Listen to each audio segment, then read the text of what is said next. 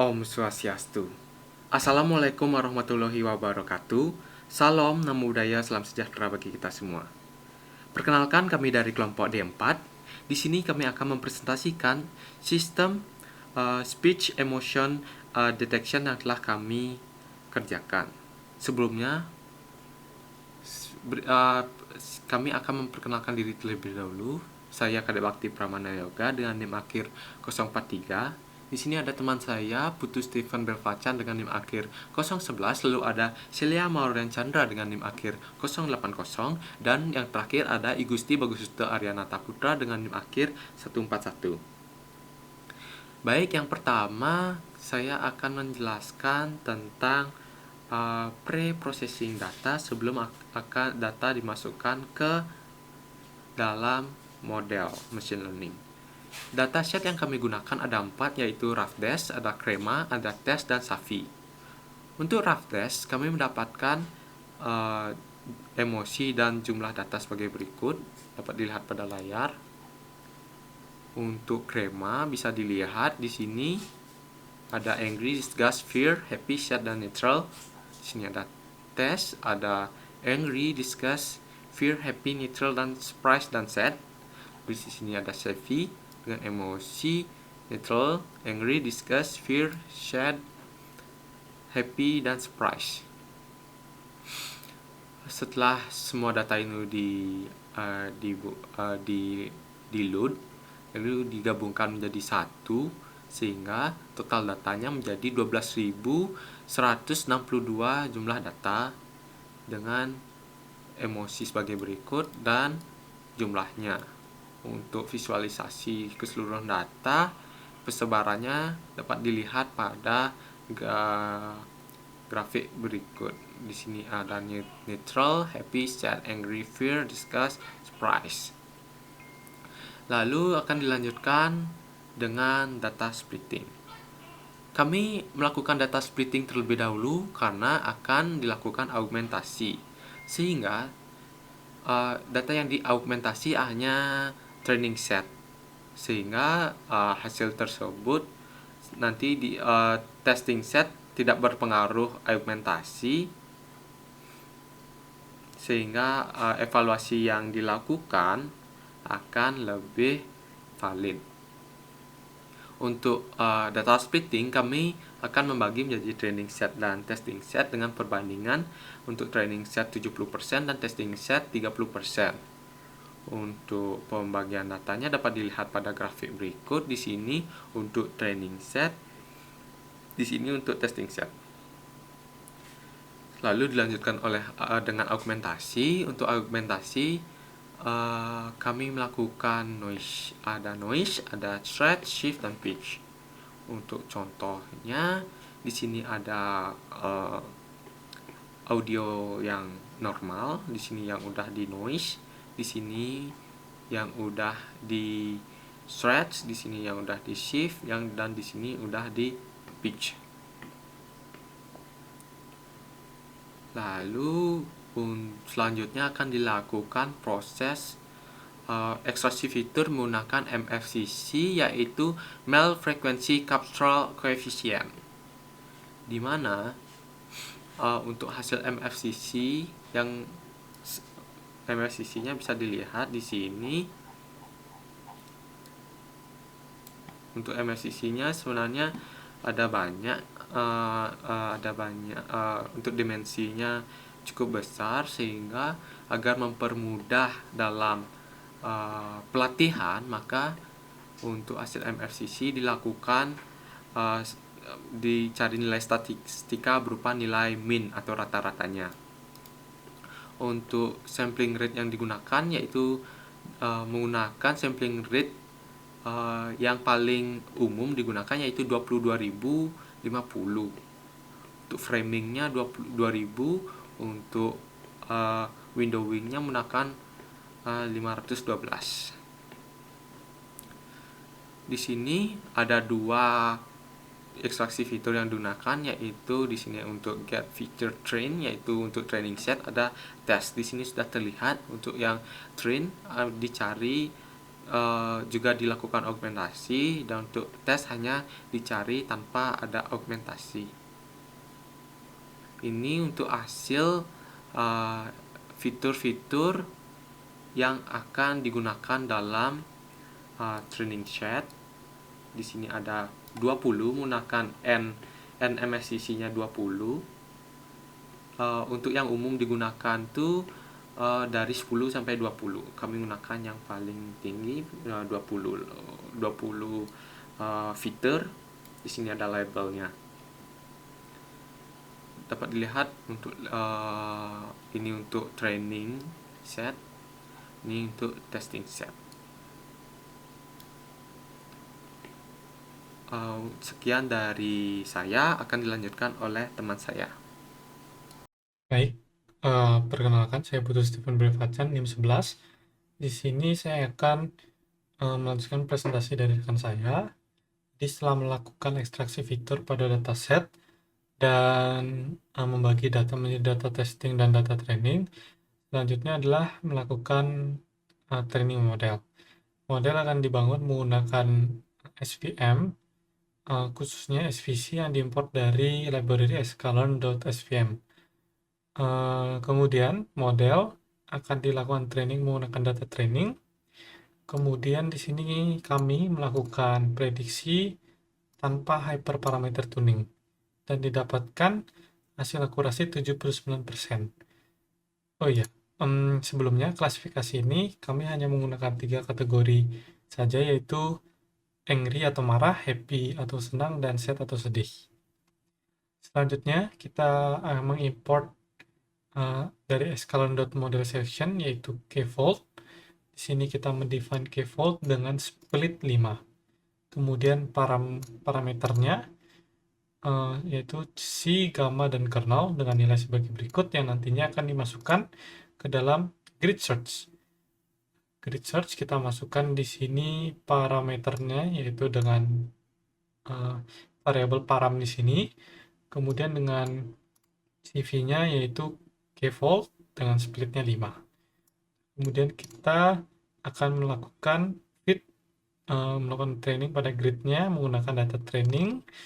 Setelah melalui proses grid search, dapatkan base parameter yaitu C10 dan gamma 0,1 kernel RPF.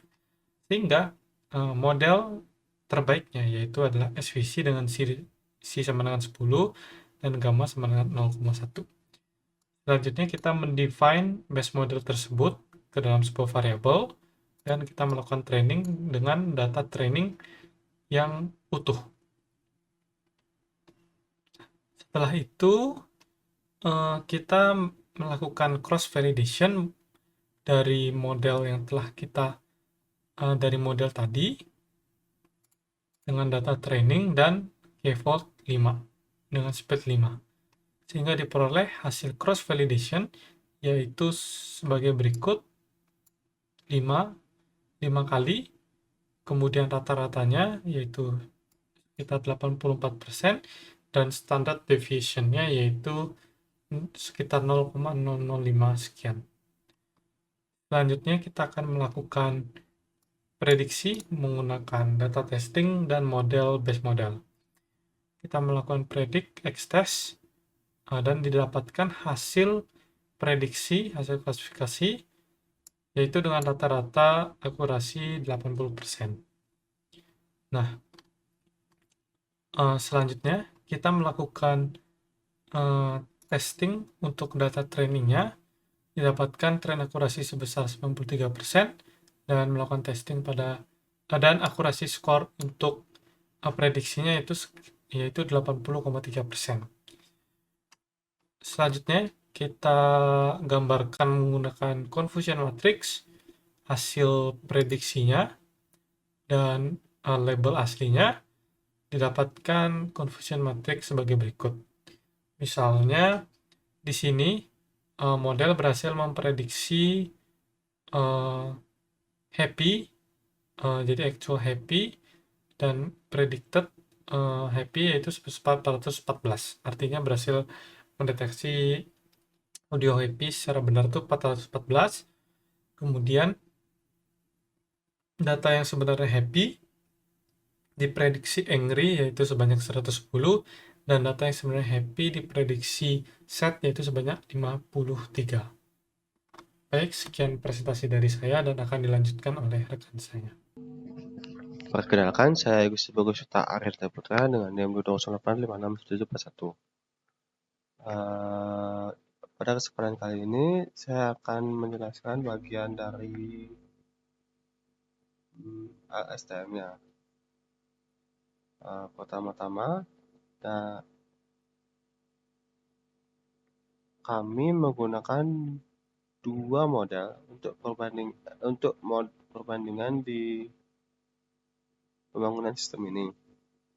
Yang pertama adalah SVM dan yang kedua adalah LSTM. Untuk bagian LSTM akan saya jelaskan.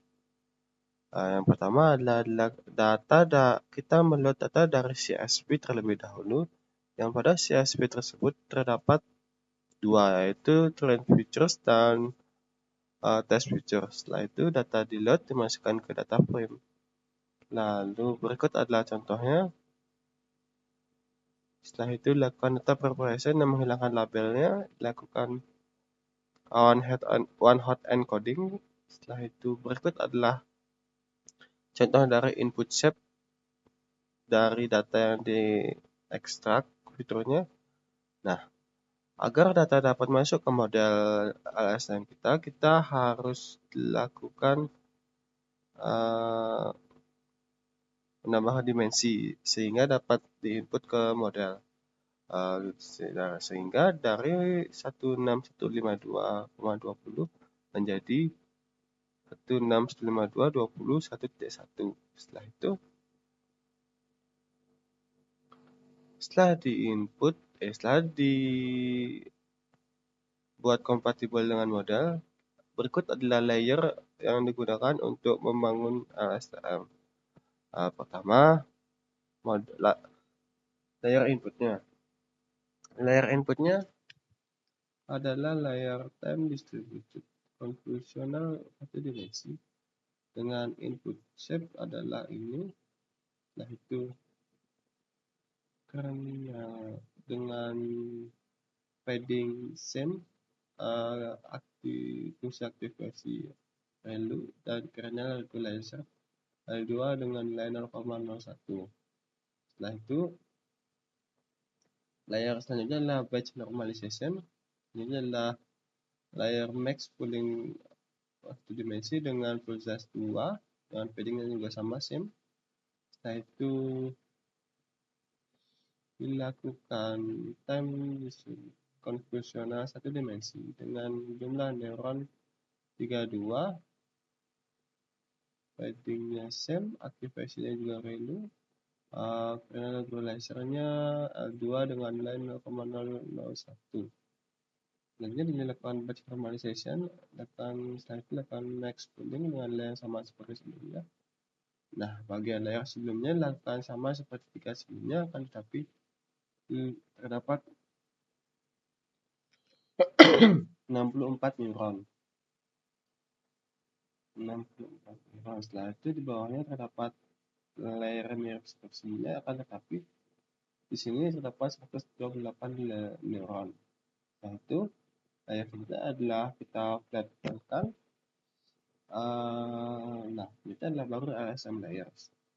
Di sini model layer pertama adalah 120 model maksud saya layer LSM dengan 128 neuron dengan return sequence true. Setelah itu kernel equalizer-nya sama L2 0,01. Setelah dilakukan dropout setiap kali keluar. Setelah itu di bawahnya ada LSM layer 64 neuron dengan return sequence dan kernel sama. Setelah itu dilakukan dropout. Setelah itu dilakukan kernel dengan LSTM dengan neuron 32. Selanjutnya di bawah LSTM layer ada layer yang fully connected dengan L2 regulizer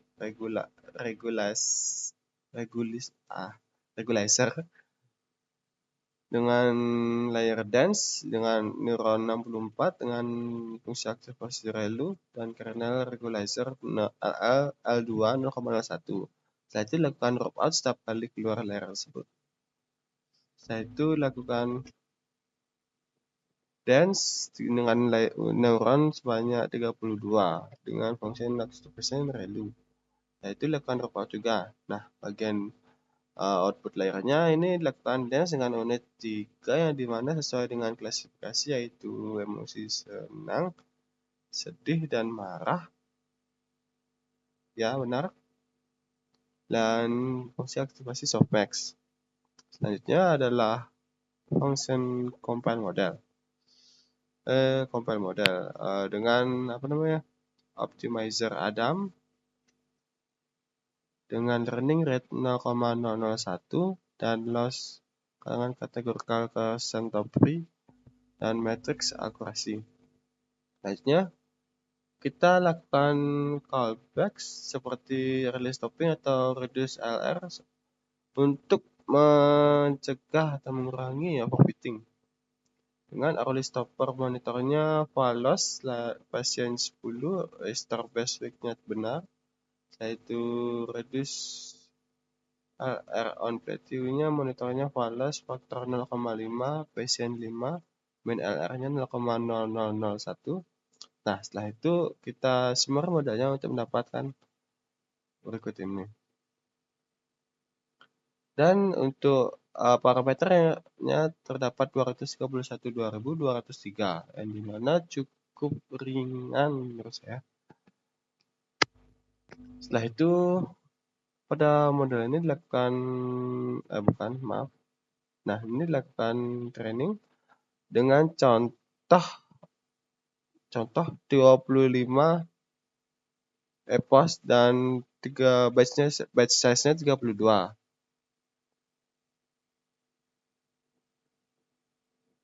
Nah, ini berikut contohnya, akan tetapi hal ini berhenti karena jaringan saya yang tidak stabil, mohon maaf. Hanya sampai 23.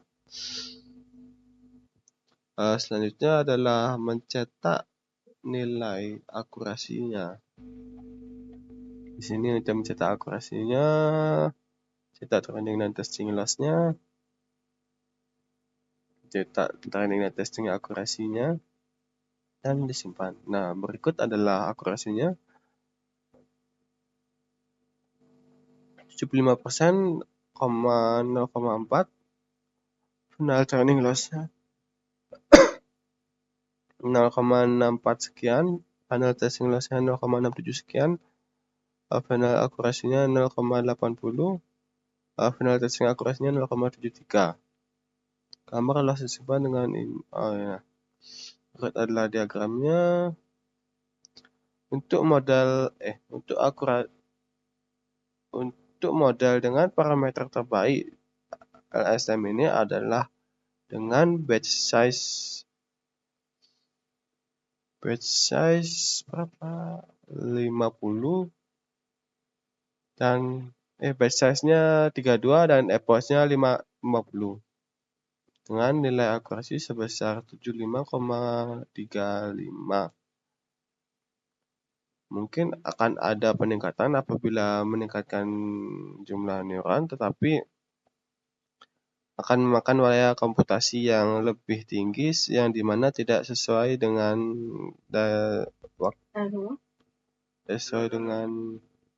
Berarti ini aku take yang batasan rangka waktu dulu. yang sedikit.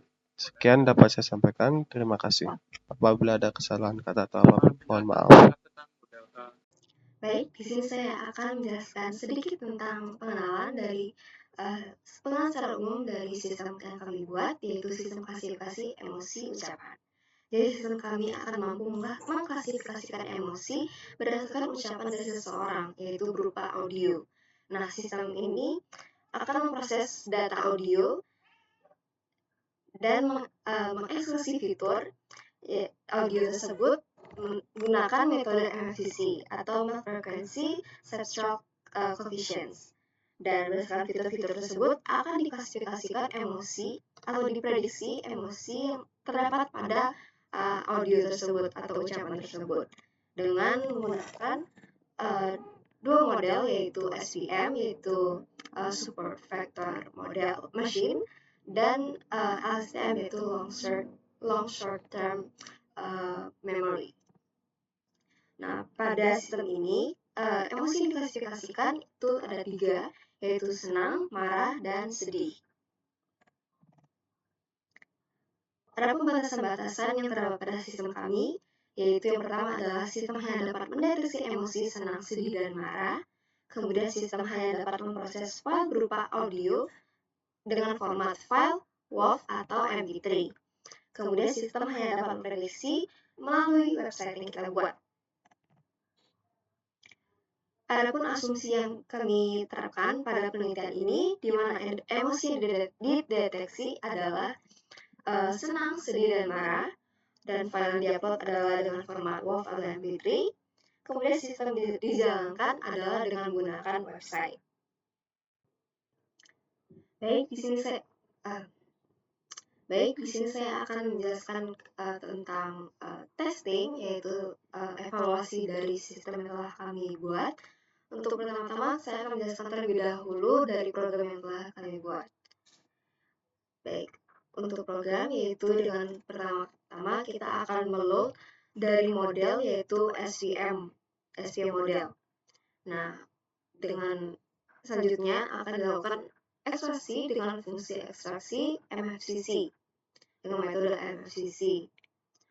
Kemudian akan dilakukan prediksi emosi berdasarkan fitur-fitur yang telah didapatkan dari ekstraksi fitur MFCC sebelumnya. Nah, di sini akan dilakukan prediksi emosi, dan dari hasil prediksi tersebut hasilnya akan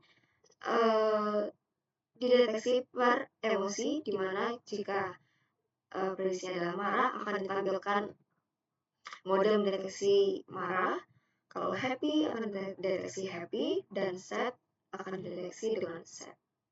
Dan jika tidak dari ketiganya, berarti akan menampilkan model tidak bisa mendeteksi emosi atau model can detect the emotion. Baik, saya akan langsung masuk ke program. Oke, sebelumnya terdapat beberapa test case dari black box testing untuk evaluasi sistem ini. Yang pertama itu kita akan mengupload file dengan format WAV atau MP3 dengan harapan sistem dapat menerima file tersebut. Oke, kita langsung coba di sini. Kita coba ini WAV. Baik, sudah berhasil diterima oleh sistem. Berarti sudah sesuai dengan apa yang kita harapkan. Kemudian kita akan coba untuk yang tes kedua, yaitu mengupload file dengan format selain WAV atau MP3, yaitu dengan harapan sistem akan menolak file. Baik, di sini saya akan langsung coba untuk drag ini ke dalam sistem.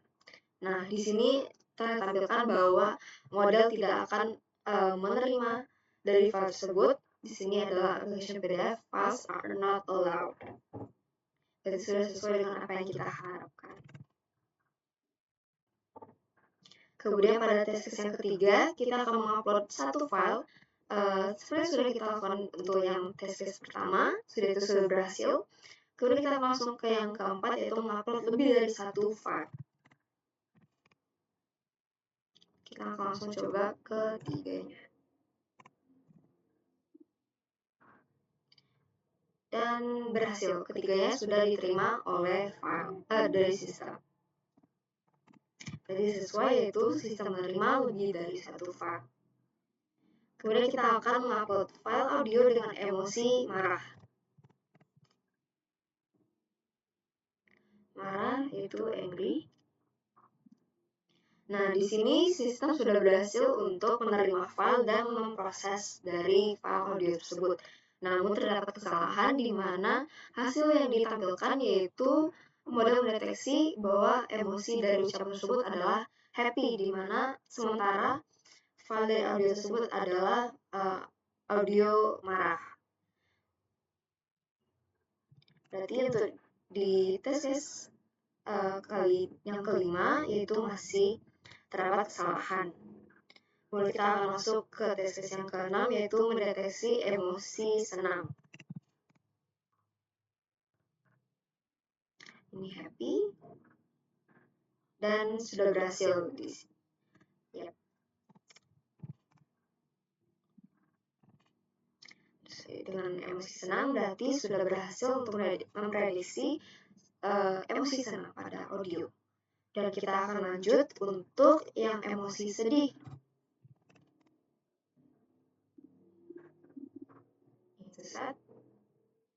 Nah, di sini juga seperti pada audio marah, di mana sistem sudah berhasil untuk menerima dan memproses dari file audio, namun masih terdapat kesalahan pada penampilan hasil dari pendeteksian, di mana hasil yang ditampilkan adalah happy, sementara audio yang di-upload merupakan audio sedih. Jadi dapat kita simpulkan berdasarkan evaluasi sistem tersebut bahwa sistem sudah dapat menerima file dengan baik, yaitu dengan format WAV atau MP3, dan menolak selain format tersebut. Sistem juga sudah dapat menerima atau memproses satu atau lebih file, dan sistem juga sudah mampu mendeteksi emosi, yaitu emosi senang, namun masih terdapat kesalahan dalam penampilan hasil untuk emosi marah dan sedih.